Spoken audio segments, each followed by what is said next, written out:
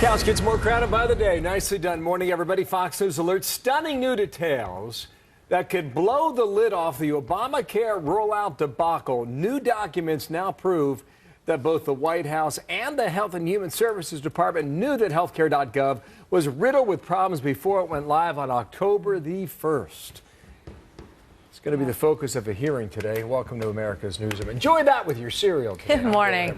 How does that taste? Good morning, everybody. I'm Martha McCallum. So there are internal emails between the Obama administration officials that set the stage here for a congressional hearing that we're going to have this morning. House Republicans believe that those officials knew that the website was very likely to crash. They brought in a top business consultant who basically told them so months before it launched. Now, Mike Emanuel takes us to today and the hearing live on the Hill, starting our coverage there.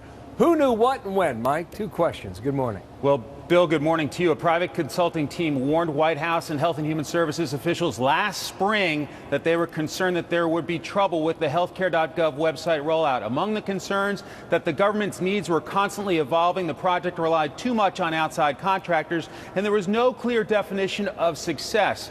Health and Human Services Secretary Kathleen Sebelius, Medicare Administrator Marilyn Tavenner, and White House Chief Technology Officer Todd Park were among the officials briefed on the consultant's concerns about the website on April 4th. Then on April 5th, at the Eisenhower Executive Office building on the White House campus, White House health policy expert Jeannie Lambrew and Marilyn Tavenner were in a meeting on this report.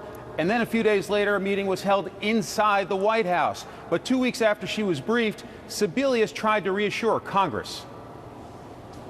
We have the federal hub on track and on time. We are moving ahead with the marketplaces that we will be individually responsible for, and we're working very closely with our state partners on their plans and their timetable for the state-based marketplaces.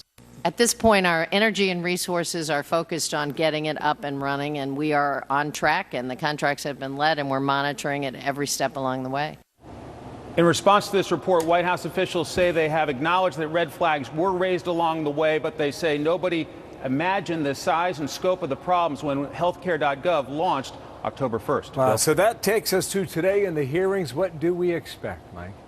Well, we do expect it to focus largely on security. You better bet there will be questions about this latest report that was uncovered. There will also be some tough questions for Henry Chow, who is a key information technology officer for Medicare, about this vast majority of people will be able to sign up for Obamacare on the website by the end of the month. It estimated at 80%.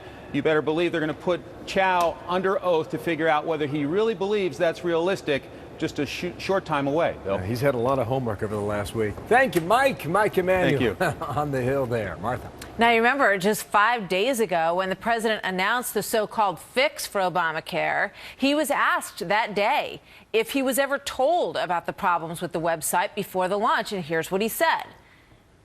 I'm accused of a lot of things, but I don't think I'm stupid enough to go around saying this is going to be like shopping on Amazon or Travelocity a week before the website opens if I thought that it wasn't going to work.